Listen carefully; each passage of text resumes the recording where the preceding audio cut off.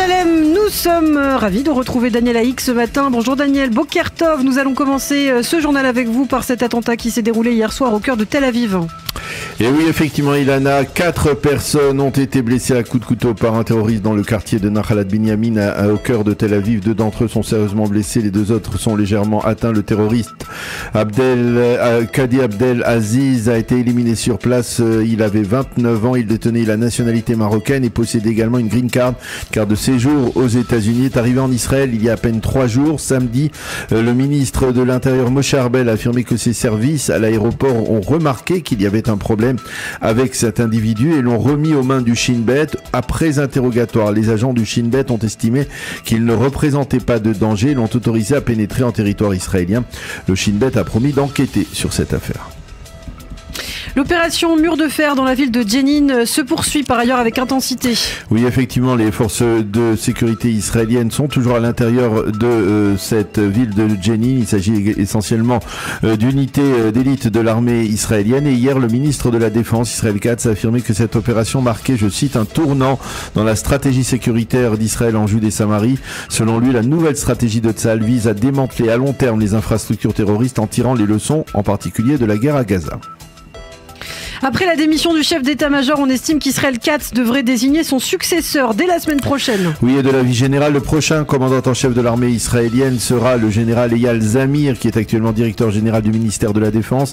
Zamir était, il faut le rappeler, le candidat préféré de Binyamin Netanyahou, mais Benny Gantz, qui était ministre de la Défense dans le gouvernement Bennett-Lapid, avait réussi à forcer la nomination d'Herzi Halevi. Hier, en début de soirée, le général Halevi a publié une vidéo dans laquelle il a endossé l'entière responsabilité de la catastrophe du 7 octobre. Je porterai jusqu'à mon dernier jour la responsabilité de cette catastrophe et je l'ai dit dès le premier jour de la guerre. L'objectif prioritaire de Tzahal est de défendre les citoyens israéliens et nous avons échoué sur ce point, a dit Herzi Halevi, mais j'endosse aussi la responsabilité des succès de Tzahal durant la guerre. Fin de citation.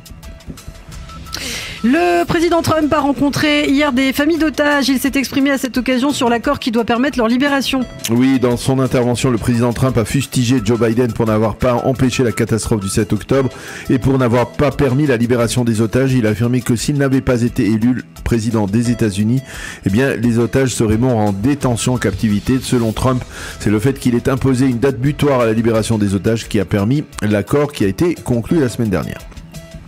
Et puis la nouvelle ambassadrice des États-Unis à l'ONU, Elise Stefanik, a eu des propos très chaleureux envers Israël et en particulier envers Smotrich et Ben Gvir. Oui, Elise Stefanik a participé à une audience du Congrès américain qui débattait de sa nomination à l'ONU. Répondant à un élu démocrate, elle a affirmé qu'elle partageait les avis des ministres Smotrich et Ben Gvir selon lesquels Israël a un droit historique et biblique sur la Judée et la Samarie. Elle a également affirmé que l'ONU était un organisme antisémite et a promis de se tenir toujours aux côtés d'Israël. Stefanik a également affirmé qu'elle était favorable au gel du financement de l'UNRWA et que la FINUL au Sud-Liban avait échoué dans sa mission. La Knesset a voté hier en faveur d'une loi visant à considérer la négation des crimes du 7 octobre comme une infraction grave passible d'une peine de prison importante. 16 députés seulement voté en faveur de cette loi en seconde et troisième lecture. Il n'y a pas eu la moindre opposition. Cette loi a été initiée par le député Israël Beitenou Oded Forer et elle s'inspire de la loi sur la négation de la Shoah. La loi stipule que toute publication de propos niant les massacres du 7 octobre dans le but de défendre le Hamas sera considérée comme une infraction à la loi qui sera passible d'une peine de 5 années de détention. Et puis enfin pour terminer, une bonne nouvelle Daniel pour ceux qui veulent venir en Israël. Et oui, effectivement, les compagnies françaises Air France et Transavia ont annoncé la reprise de leurs vols vers Tel Aviv respectivement à partir du 25 et du 28 janvier prochain. Dans un premier temps, les 2 compagnies garantiront 5 vols par semaine, ensuite elles passeront à 7 vols par semaine. Air France a tout de même souligné que la reprise des vols restait conditionnée par la situation sécuritaire.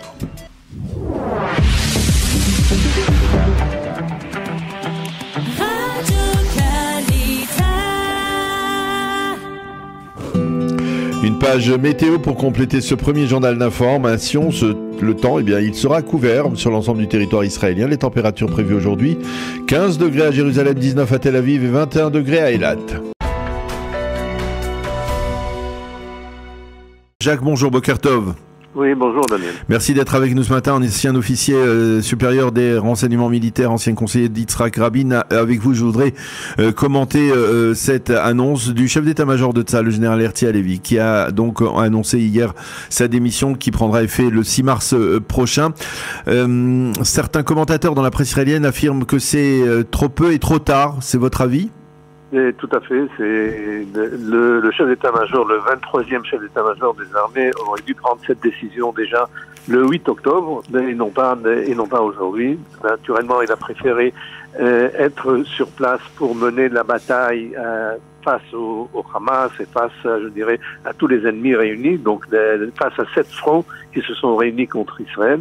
Et il a trouvé maintenant l'opportunité ou le temps, le timing pour tout simplement se décider de se retirer. Et cela, naturellement, suite aux pressions exercées par le ministre de la Défense, qui a demandé tout simplement de remettre les clés et de quitter son poste au plus vite. C'était réaliste de demander à Herzi Halevi de démissionner tout de suite après les catastrophes du 7 octobre et peut-être d'une certaine manière de laisser l'armée dans une déconfiture totale?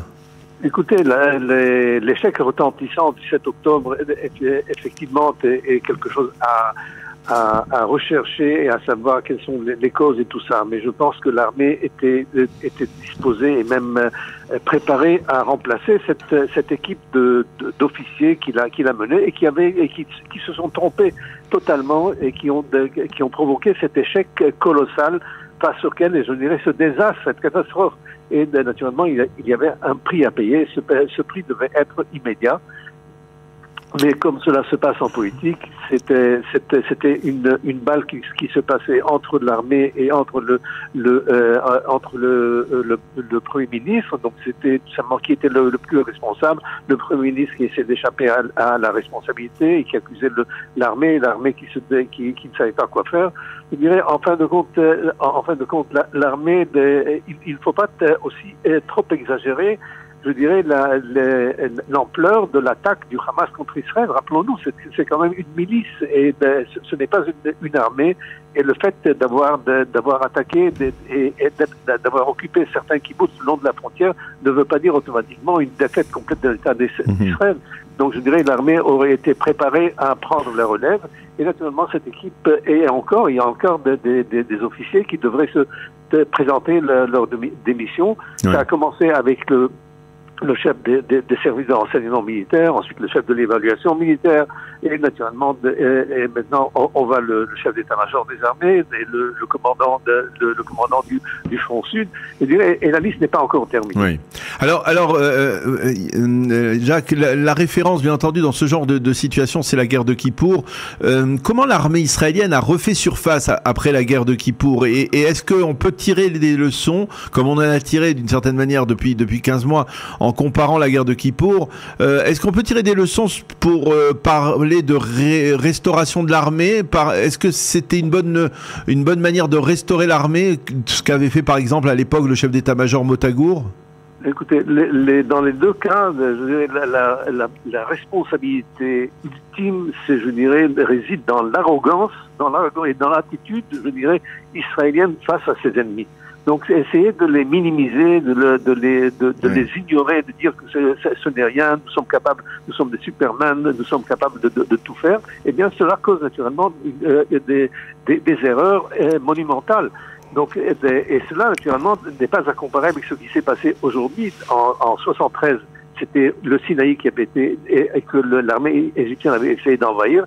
Ici, dans le cas du 7 octobre, c'est le territoire national qui a été envahi. C'est la grande différence.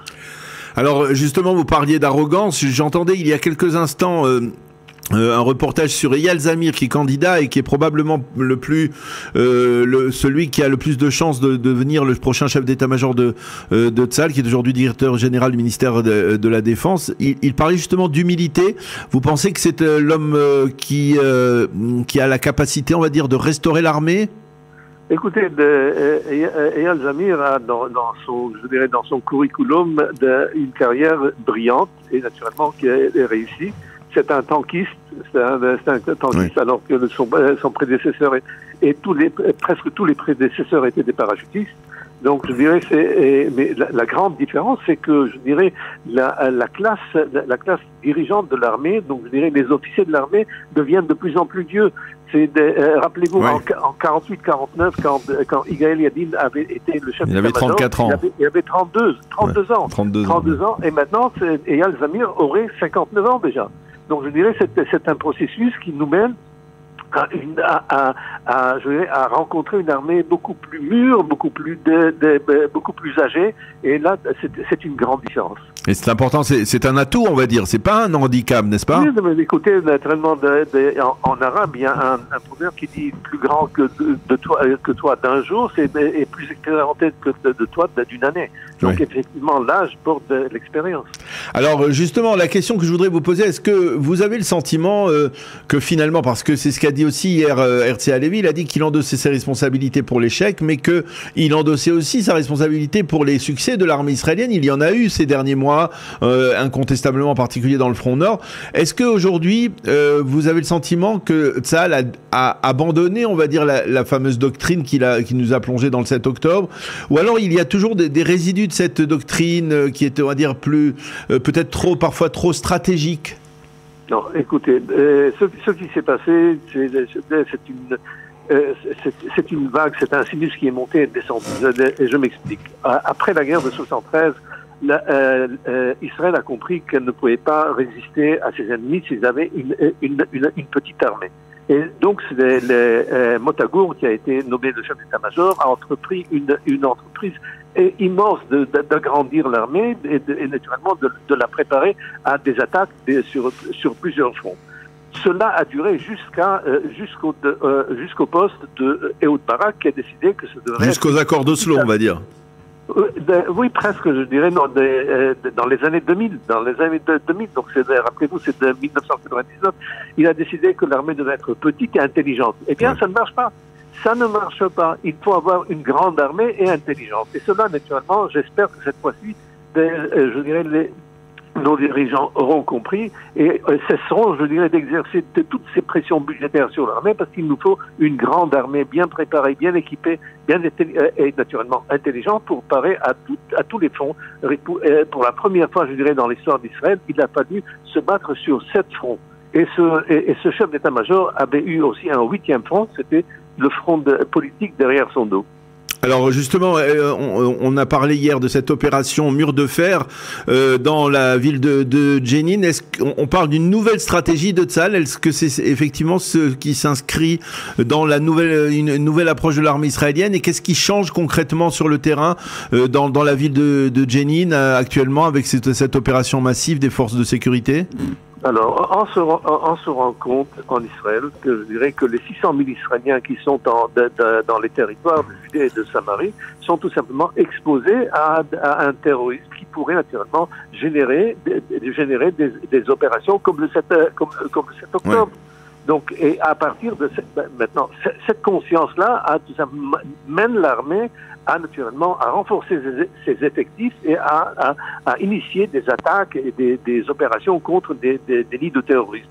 Cela, naturellement, il n'y a rien de nouveau dans cela. Ce qu'il y a de nouveau, c'est le fait qu'on prend conscience que c'est un cauchemar, c'est un vrai cauchemar, que certaines localités qui sont isolées pourraient être attaquées par des terroristes.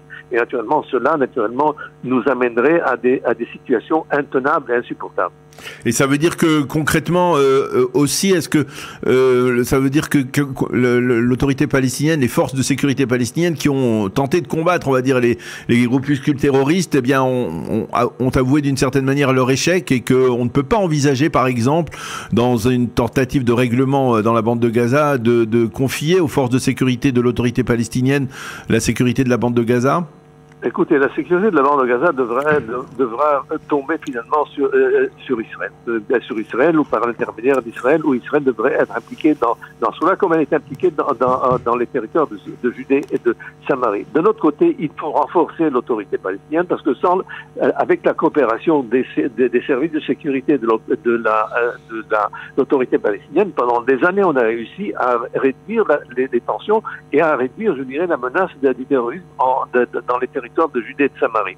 Maintenant, le fait d'avoir affaibli l'autorité palestinienne, affaibli aussi je dirais, ses effectifs et ses services. Donc, ce qui fait que Israël aujourd'hui, il y a quelques mois, a dû envoyer plus de 25 bataillons en territoire de Judée et de Samarie, et maintenant, naturellement, ce sont de nouveaux renforts qui sont possibles parce qu'il y a un cessez-le-feu du côté nord et un cessez-le-feu du côté sud. Donc, et cela, naturellement, il faut se rappeler, on ne peut pas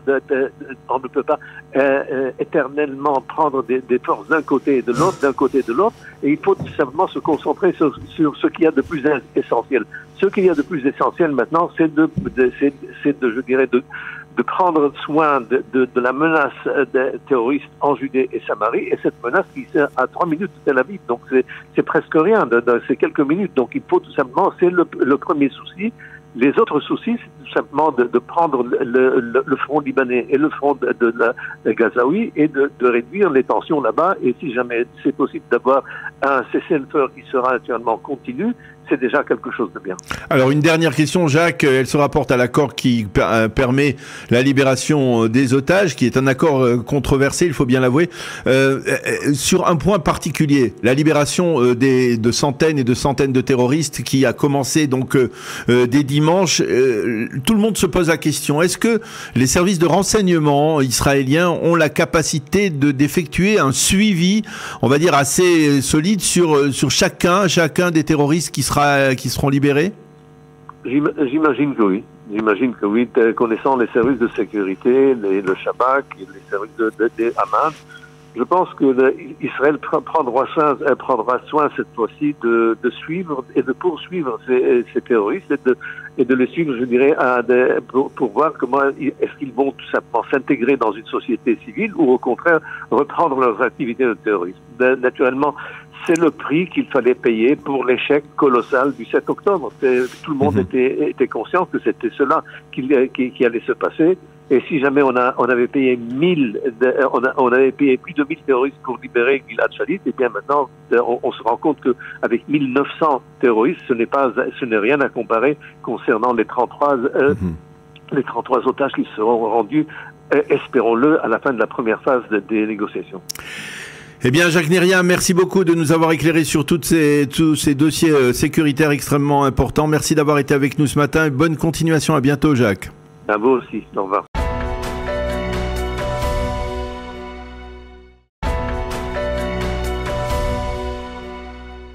Daniel, toutes les manchettes des quotidiens israéliens sont consacrées ce matin à l'annonce de la démission du chef d'état-major Herzi Halevi. Et oui, effectivement, Ilana, le Yediot Aharonot nous montre une immense photo du général Halevi, le visage fermé. Le journal cite un extrait de son intervention d'hier. « Ma responsabilité dans l'échec du 7 octobre m'accompagnera jusqu'à mon dernier jour », a déclaré le général Halevi. Et en sous-titre, le Yediot annonce que parmi les candidats les plus en vue pour le remplacer, eh bien, on trouve le général Eyal Zamir, qui est actuellement le directeur général du ministère de la Défense nationale.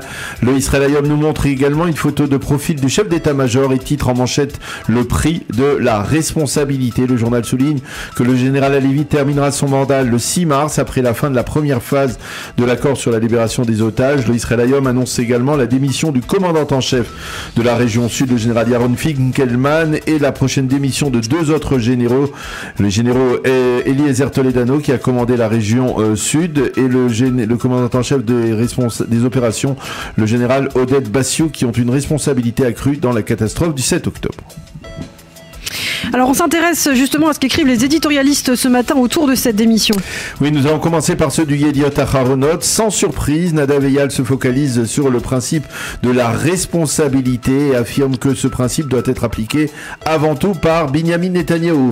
Nadav Eyal considère donc que M. Netanyahou ne peut être celui qui va désigner le prochain chef d'état-major, car il n'est pas possible de donner, je cite, aux architectes de l'échec la possibilité de reconstruire. Ce n'est pas du tout l'avis de Navedro Dromi, qui écrit toujours dans le Yediot Aharonot que l'armée ne peut être comparée avec l'échelon gouvernemental. La différence majeure, c'est que le gouvernement est élu par le peuple, pas les généraux, et que c'est au peuple de décider de l'avenir de ses élus, soit dans les urnes, soit à la Knesset. Pour Yossi Yehoshua, le spécialiste sécuritaire du Yediot Aharonot, la démission du général Halevi et du général Finkelman intervient beaucoup trop tard, et que ce retard a causé un tort certain à l'armée israélienne et à la confiance que les Israéliens ont envers leur armée. Nahum Barnea explique que le général Halevi a décidé de devancer l'appel à la démission que n'aurait pas manqué de lancer le ministre de la Défense Israël Katz dans les prochaines semaines. Quant à Amichai Attali, il salue la démission du général Halevi et affirme qu'il est grand temps de reconstruire une nouvelle armée sur de nouvelles bases.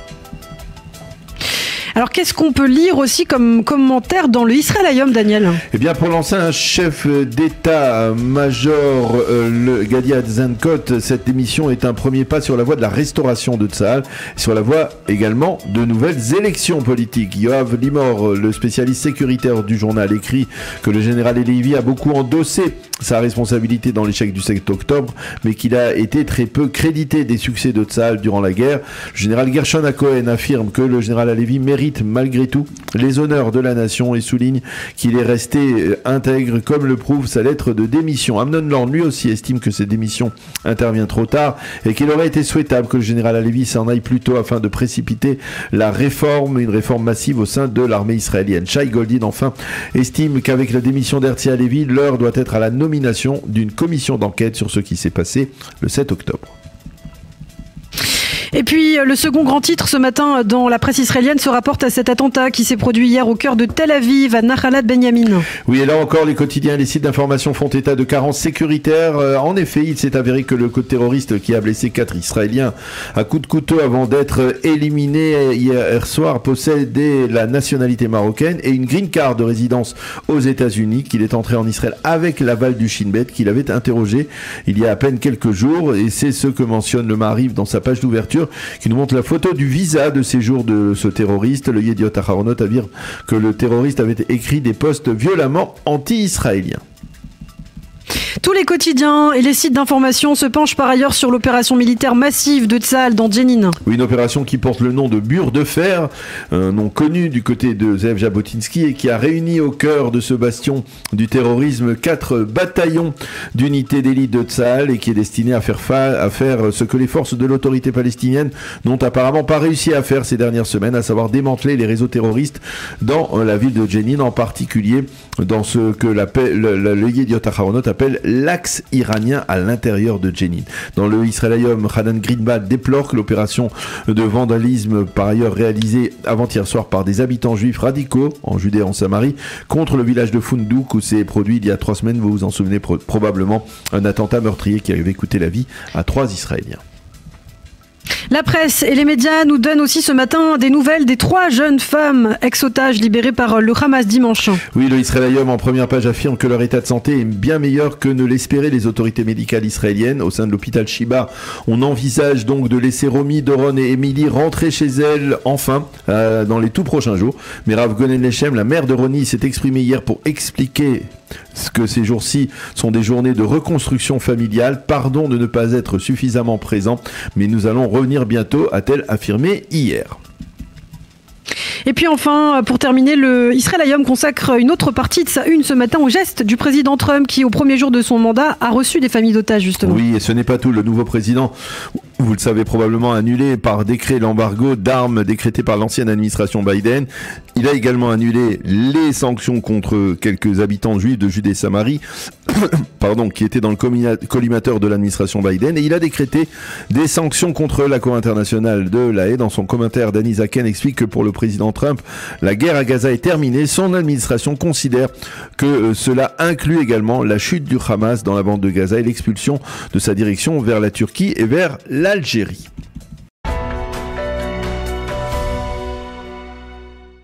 Nissim Slama, Nissim, bonjour, Boker Tov.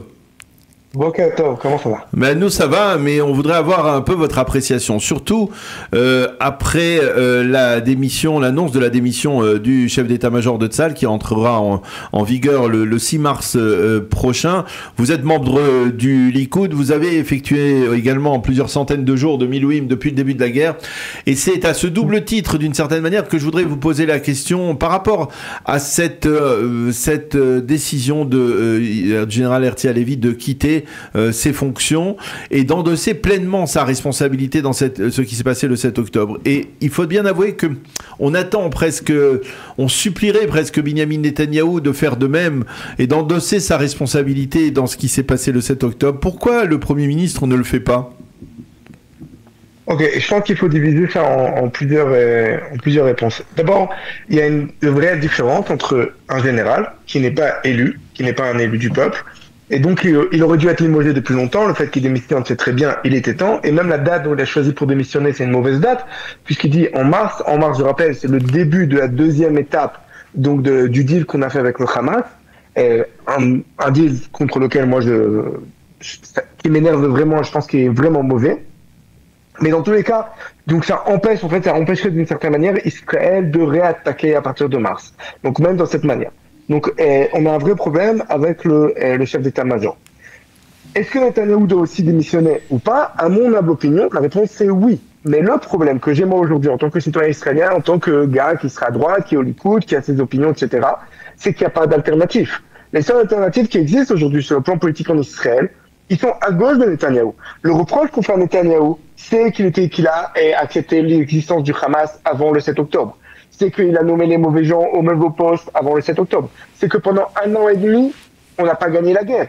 C'est que maintenant, on a dû faire un deal qui est très mauvais et qui accepte le fait que les Juifs peuvent être tués. C'est tout simplement, il suffit de prendre des gens en otage et tout va bien. Donc il y a énormément de reproches contre Netanyahou qui font en sorte que je pense qu'il est responsable et donc il a démissionné. Mais le problème, c'est que les alternatives qui existent, ils sont pires que lui. C'est des gens qui parlaient de ce qu'a fait aujourd'hui Netanyahou après 1 an et demi de guerre. Et dans une situation où il n'y a plus Sinoir, il n'y a plus Nasrallah, où Tzahal est sur une bonne partie du territoire de Gaza, etc. Ils voulaient faire ça dès le début de la guerre. Ils voulaient faire ça depuis des mois et des mois et des mois. C'est des gens qui sont pires que Netanyahou parce qu'ils sont beaucoup plus à gauche que Netanyahou sur tous les plans. Quand je dis à gauche, ce que je veux dire, c'est qu'ils étaient prêts à accepter les dictats des Américains, les dictats de Biden depuis assez longtemps. Le problème, c'est que oui, Netanyahou doit démissionner, mais qui va le remplacer? Parce que si c'est Lapid, Gantz ou Eisenkot ou ces gens-là, ils sont bien pires que ça. Oui, mais alors vous savez... Donc c'est un vrai dilemme. Vous connaissez la formule qui dit que les cimetières sont remplis de gens irremplaçables, mais dans le cas précis, la question est tout simplement, c'est-à-dire quand vous dites on n'a pas d'alternative, eh bien peut-être que le moment est venu, de la même manière que le moment est venu pour le chef d'état-major de quitter parce que l'intensité de la guerre a baissé. Eh bien, peut-être que le moment est venu, par exemple, de procéder à ce que la démocratie nous engage à faire, à savoir des élections, pour savoir s'il y a un pouvoir alternatif qui peut surgir, peut-être même de la droite israélienne, mais qui serait pas celui de Binyamin Netanyahou. Je pense que je fais une analyse maintenant j'essaie de faire une analyse qui est un peu moins partisane. L'idée, c'est simple. Dans les prochaines élections, si demain il y a des élections, les acteurs qui se présenteront aux élections sont plus ou moins les mêmes acteurs qu'on a aujourd'hui. Donc on n'a pas mieux. Okay. La seule possibilité, c'est que Netanyahou se démissionne ou dise, je pense que c'est la meilleure chose, qu'ils disent, voilà, c'est mon dernier mandat. Et après qu'il y ait des primaires dans le Likoud, et il y a des gens qui sont assez bien dans le Likoud pour remplacer Netanyahou. Comme vous dites, personne n'est irremplaçable. Et vraiment, il y a un certain nombre de personnes à l'intérieur du Likoud qui pourraient remplacer Netanyahou et pas être moins bon et même être meilleur, à mon opinion. Mais les prochaines élections, s'il y a demain des élections, dans 2 mois, on aura exactement les mêmes acteurs. Ce qu'il faut regarder, c'est pas maintenant les prochaines élections, mais celles d'après. Parce que créer un mouvement, même un mouvement de droite, et de droite qui sera pas de droite religieuse, mais qui viendra à la place du Likoud, ou des nouvelles forces à l'intérieur du Likoud avec un nouveau leadership à l'intérieur du Likoud, tout ça, ça prend du temps. Donc, contrairement à un chef d'état-major, qui part et on le remplace, il y a un système, au bout du compte, c'est pas trop compliqué, c'est pas un processus très compliqué, et c'est quelque chose qui se fait de manière naturelle. Quand il n'y a pas d'élection, qu'il n'y a pas de démocratie, tout est très rapide, il n'y a pas de problème. Ok, c'est ça les avantages, en fait, des régimes dictatoriaux. Mais à l'intérieur du Likoud, on a de la démocratie. dans le pays pour choisir le Premier ministre, je dis pas que Israël est démocratique, ça n'est pas un pays démocratique, mais pour choisir le Premier ministre et pour choisir le gouvernement, on a un système démocratique, et donc les choses prennent du temps. Non, je suis tout à fait d'accord. Netanyahu doit aussi quitter son poste, Netanyahu est aussi responsable. Pour moi, la grande responsabilité, c'est pas moins le 7 octobre que ce qui s'est passé après, que pendant 1 an et demi, et ça c'est la responsabilité du Premier ministre et c'est la responsabilité du chef d'état-major et des généraux, 1 an et demi, on n'arrive pas à vaincre une petite organisation de terroristes de quelques milliers de personnes. C'est quelque chose de dingue. Sur un tout petit territoire qui n'ont absolument aucune arme développée, c'est quelque chose de dingue. Donc évidemment, il y a une responsabilité de ce qui s'est passé avant le 7 octobre, du 7 octobre lui-même, et de ce qui s'est passé pendant l'année et demie après le 7 octobre, où Netanyahu tout simplement raté le moment Ben Gurion qu'il aurait pu avoir. Maintenant, comment ça va se passer concrètement? Comment Netanyahu doit démissionner? Est-ce qu'il faut faire des pressions sur Netanyahu pour qu'il démissionne? Est-ce que ça fonctionne pas, etc. Tout ça, c'est des questions qui sont différentes. Il y a le principe, Netanyahu doit démissionner, auquel je suis d'accord, et il y a le côté, concrètement, comment ça se passe? À l'extérieur du Likoud, il n'y a pas d'alternative pour l'instant. S'il y avait une alternative, je peux dire, mais il n'y a pas pour l'instant. Bah, peut-être. À l'intérieur du Likoud, il y a des alternatives, mais le problème, c'est qu'il faut des primaires, c'est qu'il y a un processus qui prend du temps et qui est compliqué. Et il faut en plus que ces gens-là, ils aient du courage pour se présenter contre Netanyahu. Alors justement, c'est la question que j'allais vous poser. Est-ce que finalement, au Likoud même, c'est-à-dire en faisant le constat que vous faites, eh bien, il n'y a personne au Likoud qui est prêt à d'une certaine manière, remettre en cause le leadership de Netanyahou? Il y a plusieurs. D'abord, il faut comprendre, de manière, c'est quelque chose qui est assez sociologique. Dans la droite et en Israël, dans la droite non religieuse en Israël, depuis Jabotinsky jusqu'à Netanyahou, on ne remplace pas le chef.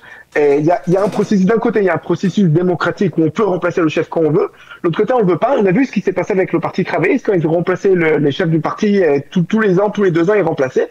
Donc il y a une certaine manière de voir les choses où il y a le chef de parti, le chef du mouvement révisionniste, toujours représentera, il sera un symbole. C'était Jabotinsky, Shamir, Begin, oui, mais Netanyahou, il y a un côté sociologique de ce côté-là qu'on ne peut pas l'annuler totalement et dire oui, c'est du grand n'importe quoi. Non, on peut trouver un juste milieu. On peut trouver un juste milieu. C'est-à-dire, il y a, le Likoud existe depuis 73, ça fait déjà près de 45 ans, si je ne m'abuse, et en fait, Binyamin Netanyahou est premier ministre et président du Likoud depuis ces 20 dernières années, en passant, en oubliant Sharon, etc. C'est-à-dire, bon, on peut trouver un juste milieu. Le Likoud existe officiellement depuis 73, mais avant ça, il y avait le parti Khérout, et avant ça, il y avait le parti révisionniste, que Jabotinsky a créé dans les années 20. Et depuis les années 20 jusqu'à aujourd'hui, cette mouvance du sionisme. Le sionisme, il y a 3 mouvements. Il y a le sionisme travailliste et socialiste, il y a le sionisme religieux qu'on voit un peu plus à droite aujourd'hui, mais qui n'a pas toujours été toujours à droite, et on a le sionisme révisionniste, le sionisme libéral. C'est le Likoud, c'était Jabotinsky, c'était Begin, c'était Shamir, c'est Netanyahou. C'est un seul trait. Le Likoud, il n'a pas été créé de nulle part. Le Likoud, c'est l'alliance de plusieurs partis qui étaient à droite, dans la droite non religieuse. Et depuis Jabotinsky, jusqu'à aujourd'hui, Jabotinsky est mort en 1940, et jusqu'à aujourd'hui, de manière sociologique, le chef du mouvement est toujours un symbole et c'est très difficile de le changer. La deuxième chose, c'est qu'aujourd'hui, Netanyahou a des ennuis avec la justice, avec le système de justice tyrannique. Moi, je suis prêt à remplacer Netanyahou. Demain, je suis pour. À cause du 7 octobre et ce qui s'est passé après. J'ai une seule condition, que personne, qu'il n'y ait pas un seul citoyen de tout le pays qui pense que c'est encore à cause de ses ennuis avec la justice. Parce que si on pense que c'est à cause de ses ennuis avec la justice, c'est-à-dire que des gens qui ne sont pas élus peuvent créer et changer le chef de gouvernement et changer le chef du parti juste parce qu'ils n'aiment pas et lui inventer lui inventer un procès, lui faire un procès politique qui ne veut absolument rien dire. Donc ça, c'est le deuxième problème. Ce qui a renforcé Netanyahou ces dernières années, c'est le système de justice. Si Netanyahou n'avait pas eu ce procès, il est fort possible qu'il aurait été remplacé depuis longtemps. C'est très important de comprendre ça aussi. Alors, je voudrais... Et le troisième, c'est à l'intérieur du Likoud, et on a des primaires, on a un système. C'est pas comme ça du jour au lendemain qu'on arrive à construire. Donc, un système démocratique, c'est un système qui complique les choses et qui les fait lent, de manière à ne pas prendre de mauvaises décisions rapidement. Alors, je voudrais vous poser... C'est exactement la différence entre un système tyrannique et un système démocratique. Dans le système démocratique, on va doucement, on a des processus qui prennent du temps de manière à éviter de faire des erreurs. Alors, je voudrais m'adresser à vous en tant que réserviste, parce que, et sur 2 points, justement, le fait que vous avez été réserviste pendant de si longs mois, que vous avez vécu avec vous avez combattu avec des gens qui, politiquement, ne pensaient pas exactement de la même manière que vous. Est-ce que finalement, vous ne pensez pas qu'il y aurait le moment venu, une sorte de jaillissement de la base, c'est-à-dire des gens qui disent on ne peut plus accepter les structures politiques telles qu'elles ont été jusqu'au 7 octobre, on va essayer de réformer, on va essayer peut-être de créer des formations qui sont moins, on va dire, moins radicales, qui sont plus dans le rapprochement, dans la proximité entre différentes tendances. Vous ne pensez pas que c'est quelque chose qui peut jaillir justement, par exemple, de ces dizaines de milliers de réservistes qui ont combattu côte à côte pendant toute cette guerre? D'abord, oui, et je fais tout pour que ça se fasse. Moi-même, j'essaie de faire ce genre de choses. Donc, la réponse est oui. Mais d'un côté, il faut bien comprendre, à partir du moment où Israël n'est pas un État démocratique, donc on est bloqué.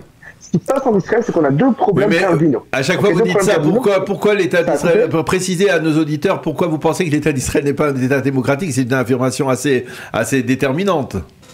Que j'ai répété dans tous les interviews qu'on a eues. Oui, à cause de la Cour suprême.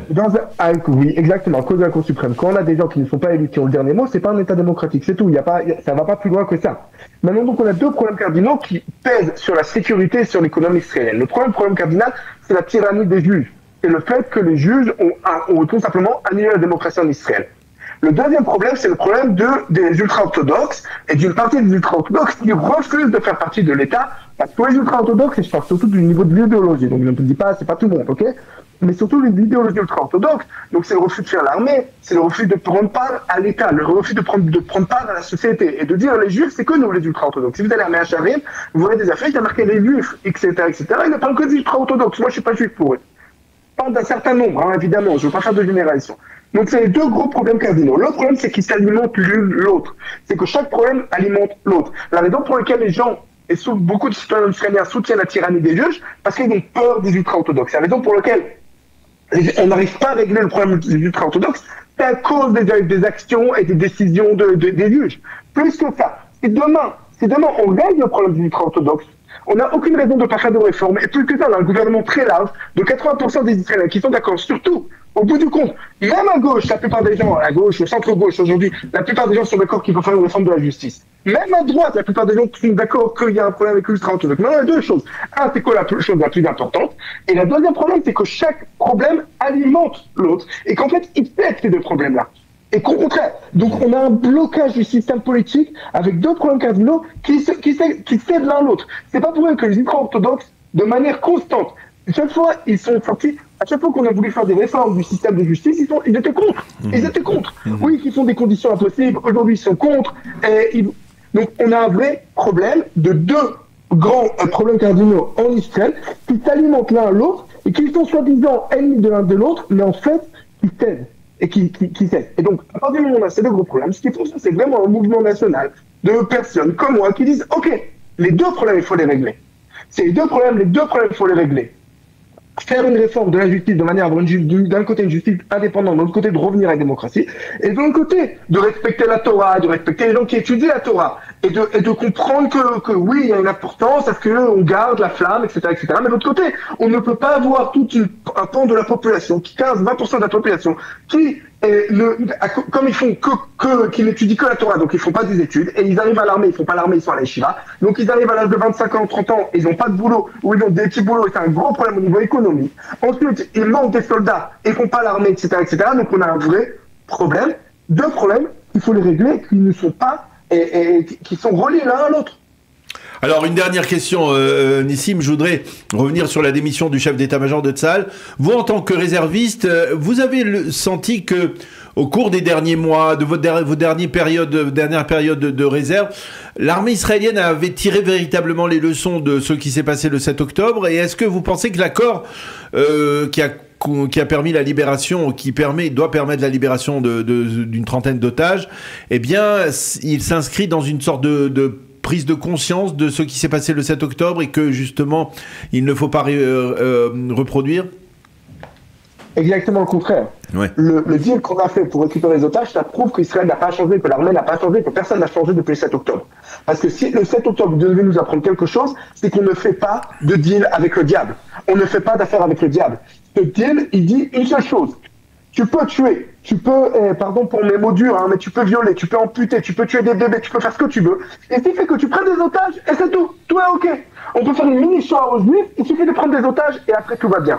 Il y avait 10 000 manières de ramener les otages sans faire de deal et sans libérer des terroristes et sans quitter la bande de Gaza. On aurait pu leur prendre du territoire. Alors voilà, tous les jours, pour les Arabes, ce qui est le plus important, c'est pas le nombre de tués qu'ils ont, ils s'en foutent totalement, ils font des bébés. C'est pas les bâtiments qu'on va faire tomber, ils se fichent, ils reçoivent de l'argent du Qatar, ils reconstruisent. Ce qui les intéresse, c'est le territoire. Et l'Israël ne comprenne pas ça. On aurait pu leur prendre des territoires et dire voilà, tous les jours que tu rends pas les otages, je te transforme ton territoire. On aurait pu faire le contraire. Chaque fois que tu me ramènes un otage, je te donne 6 heures, 12 heures de cessez-le-feu. On aurait pu faire 10 000 manières de ramener les otages sans faire ce genre d'affaires avec le diable, ce mauvais affaire. Il prouve qu'Israël n'a pas appris ses leçons du 7 octobre. Et par rapport au chef d'état-major, le problème, c'est pas au niveau des tactiques. Les tactiques, elles sont géniales. Le chef d'état-major, c'est un gars qui vient des meilleures unités d'élite de l'armée. Et donc, ce qu'on a, en fait, on a un problème, c'est qu'on a deux problèmes. Le premier problème, c'est qu'on a deux armées devant nous. On a l'armée de l'air et des unités d'élite qui font des trucs de dingue en Syrie, au Liban, à Gaza, des opérations de dingue, ils envoient leurs avions partout. Et on a l'armée de terre, la grosse armée, les tanks, l'infanterie, les trucs de base dans lesquels moi je dis ça. On est lourd, on est lent, et devant quelques gars du Hamas, on prend énormément de temps. Qu'est-ce qui va se passer qu'on va avoir une guerre avec l'Égypte qui va venir bientôt, qui va arriver un jour? Qu'est-ce qui va se passer qu'on va avoir une guerre devant une vraie armée? Donc ça, c'est le premier problème. Et le deuxième problème, c'est encore une fois, parce que comme ils s'occupent de tactique, ils s'occupent de petites opérations commando qui se passent en Syrie, qui sont très importantes, je dis pas le contraire. Mais au bout du compte, on laisse tomber la stratégie. Et la grande stratégie, l'idée que pendant 1 an et demi, pendant 470 jours, on s'est battu à Gaza. On est rentré dans Gaza, on s'est battu à Gaza. Contre combien? Combien de Hamas il y a? 40 000, 50 000? Ok. L'armée, qu'est-ce qu'ils ont comme armes? Ils ont des calaches, peut-être ils ont des armes anti-tank, et ça avec difficulté. Et on n'a pas réussi à les vaincre. C'est un truc de dingue. Sur un petit territoire de 365 km², c'est rien du tout, Gaza, c'est tout petit. Et on n'a pas réussi. C'est ça, moi, ce qui me rend le plus en colère aujourd'hui, c'est pas le 7 octobre, parce que je sais pas exactement ce qui s'est passé. J'ai pas lu tous les données, j'ai pas toutes les données en main. Ce qui me fâche le plus avec le chef d'état-major, c'est vraiment l'idée que pendant 1 an et demi, et en passant aussi avec Netanyahu, aussi le gouvernement, c'est que pendant 1 an et demi, on n'a pas réussi à combattre. On avait la possibilité, après le 7 octobre, de faire tout ce qu'on voulait à Gaza. On aurait pu conquérir Gaza, on aurait pu s'occuper des civils là-bas. Tout ça parce qu'on ne peut pas s'occuper des civils, mais on a peur de l'occupation. Occupation, c'est devenu le mot qu'on a tellement peur. Mais on ne gagne pas de guerre sans occupation, c'est le truc de base. Mais ça fait peut-être 5 000 ans, 6 000 ans que les gens ils se battent, les êtres humains ils se battent, ils se sont toujours battus d'une certaine manière parce que c'est la manière.